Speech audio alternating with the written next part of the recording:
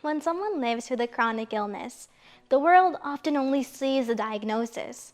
But behind every diagnosis is a person with fears, passions, creativity, and joy. A diagnosis can name what's happening in the body, but it can't name who someone is. The world often reduces illnesses to survival, but life isn't about surviving, it's about being.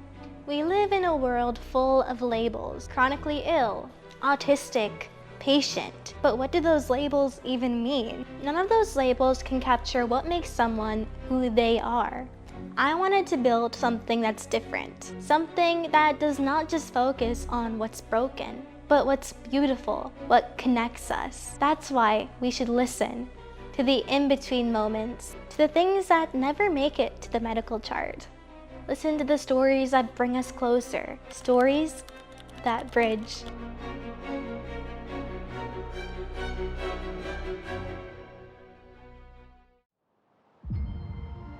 I've been part of this world too, living with eczema since I was a kid.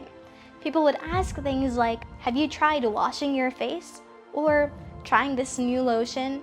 Like it's that simple, but it's not. For years, I felt like what defined me was my face. But I am so much more than that. I want to show what it truly means to live beyond a diagnosis.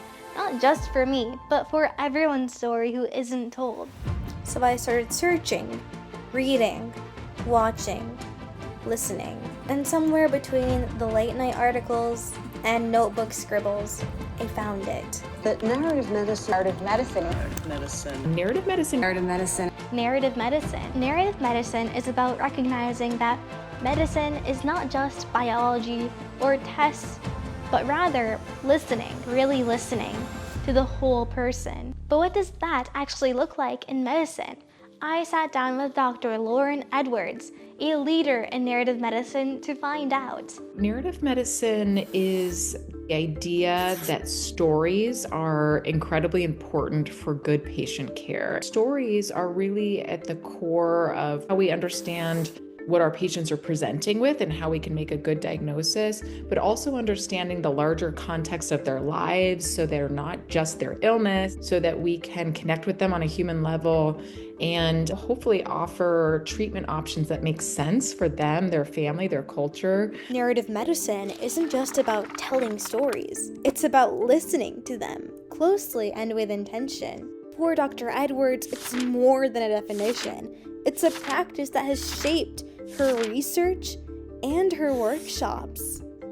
The very first thing I created at Stanford was the narrative medicine workshops for the internal medicine resident. What I noticed was that residents just kept writing about their experience on their inpatient oncology rotations. That's what made me think, I wonder if we were to run these during that rotation, if that could have some additional benefit to the residents. Inpatient oncology is a very difficult rotation. The patients are very sick. There's a lot of people there on experimental therapy or, not needing to talk a lot about end-of-life planning or, stopping care. And so it can be fraught with a lot of emotions, obviously for the patients and family members, but for the providers as well. And so kind of giving them some space to reflect on it, but in a creative way. And I think that's what narrative medicine does differently than journaling or reflective writing, asking people to look at something with a creative slant. And that might look like, write a letter to a patient or family member with something you didn't get to say, writing a poem about something that happened. It also helps you retain that empathic side that sometimes our training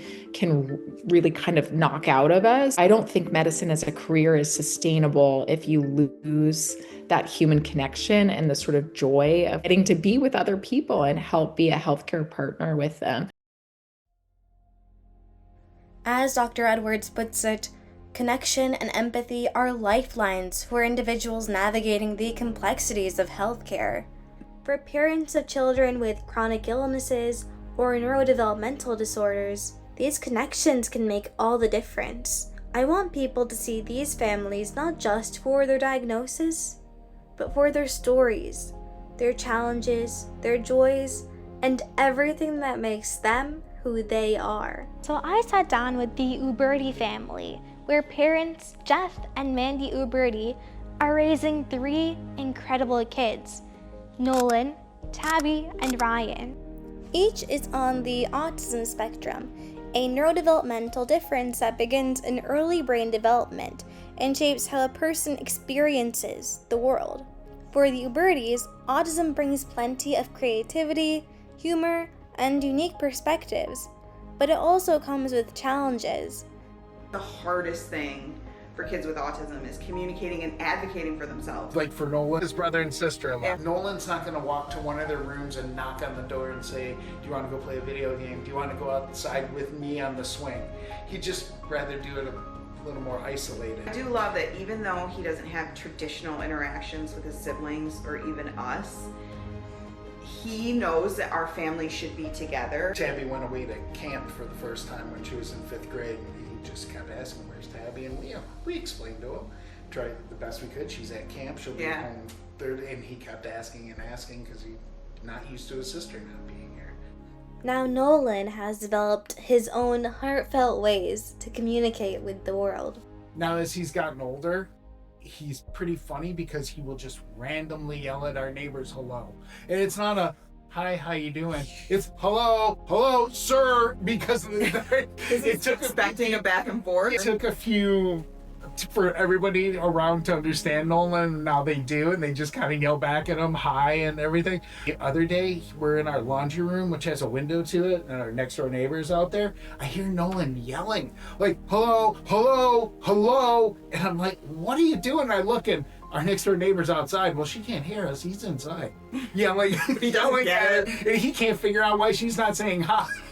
And even though communication can be difficult for Nolan, it's never stood in the way of his love for friendship. He gets excited about friends being over. Especially when we have birthdays. He has to like tick off a list. Like friends come over, we have pizza, sing happy birthday, which he plugs his ears for, blow out the candles, open the gifts, and then everyone goes home. And he has to have this series of events for him to understand this is a birthday party. So we invited 2 other boys that were in his class to his birthday, and it was the first time we had ever had his school friends over for his birthday, and it was the first time these 2 boys had ever been invited to a birthday party for a school friend. So the birthday parties they'd always been to had been like family birthday parties. Their moms came, and I said to them, as soon as they got here, I said, just let your kids do whatever they want. Let them walk around. There's nowhere in the house they can't go. There's nothing in the house they can't look at. There's nothing that you can do to our house that our kids haven't done. Right. No worries. There's nothing that they can ruin. Just let them go explore. So they were here for 2.5 hours, and one kid was opening and closing the microwave, opening and closing the refrigerator, sitting here on the couch just making noise. Nolan's friends understand and accept his quirks. This understanding shines every summer when the family heads to the lake. They're all out in the lake together. Nolan's wandering out there. We don't know what he's doing, what's being said. He goes through like scripting, so he has things he'll say. And it sounds like he's being rude, but he's really just doesn't know how else to ask, like in a conversational way.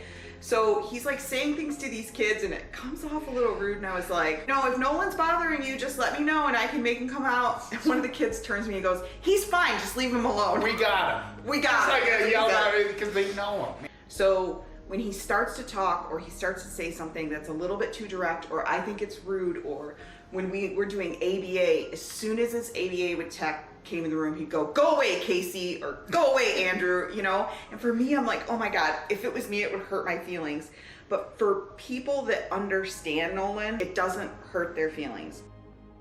At the lake, Nolan is surrounded by people who accept his quirks with love. But not every space feels that way. But I always am tripping over myself to explain it to people. He had a dentist appointment, and we had this older hygienist who's never worked with him before, and she kept telling him, if you keep moving when I'm in your mouth, you're gonna hurt yourself, you're gonna hurt yourself. And finally, after she said this like 12 or 15 times, I said to her, he doesn't understand what you're saying. He doesn't understand cause and effect. So he doesn't understand that if he does this, this is gonna hurt him. And she's like, well, that's just what I say to all the kids. And I'm thinking, okay, well, that's not going to work here. I mean, I don't know what to tell you. But on the other hand, I will say this. For family and friends that have accepted Nolan and love Nolan for the way he is, they love his directness. My niece, they have like a family joke that every time Nolan goes somewhere and he's ready to go home, he goes, all right, let's go home now. Like, doesn't care who he's insulting or, yep. you know, there's no social cues or anything. He's like, go for home. And they're like, God, I wish we could do that. That's what my niece says. Situation we were in. Now you take that situation somewhere else that we're not familiar with everybody, then all of a sudden it creates a little tension for you. Going, yeah.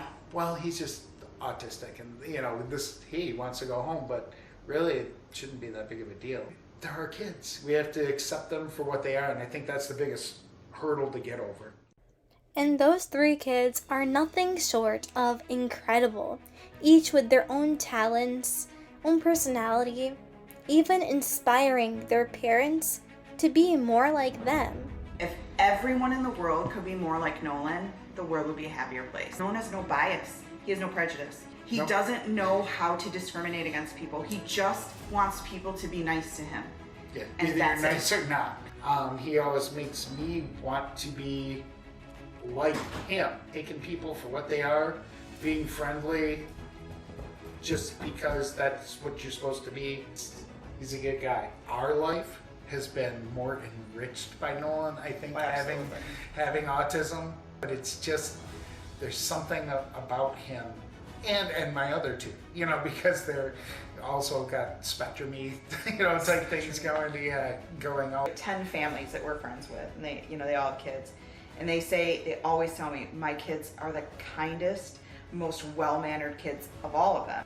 But now I want to highlight who these kids are beyond their diagnosis, their talents, personality, and what makes them, them. Ryan has delivered speeches to his Optimist Club, memorized the flags of over 100 countries, and even used his creativity to make his own video game consoles. Tabby's talent is more on the artistic side. It's perfect pitch. She loves drawing, she loves writing stories, she loves taking photos. She has, next to her bed, she has a stack of sketchbooks. Everywhere she goes, she brings a sketchbook and like a handful of pencils. We were walking to school and she stopped and she just took a picture of the sunrise. And I was like, how beautiful is that my daughter wanted to capture that moment, that beauty in nature, just see it. And she does it all the time. She's always trying to she's always trying to get some kind of permanence in something beautiful that she sees by drawing it or photographing it or remembering it. Nolan has always been into animals.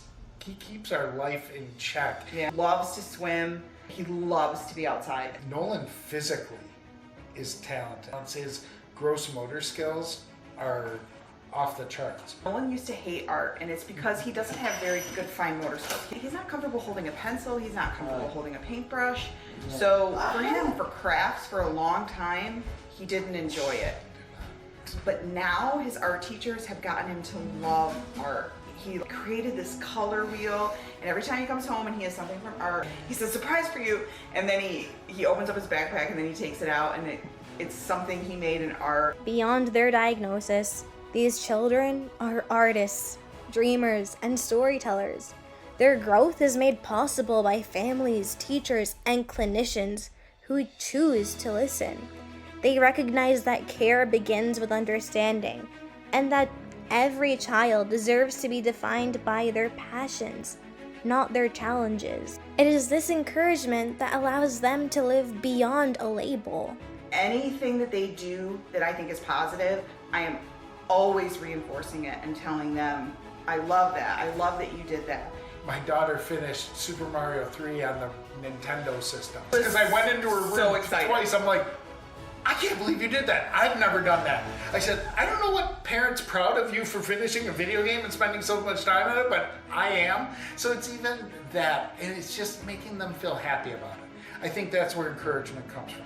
It doesn't hurt anybody to accept somebody else. Just because somebody's different, I don't even care what the difference is. What's it hurt you to accept that they're just a person?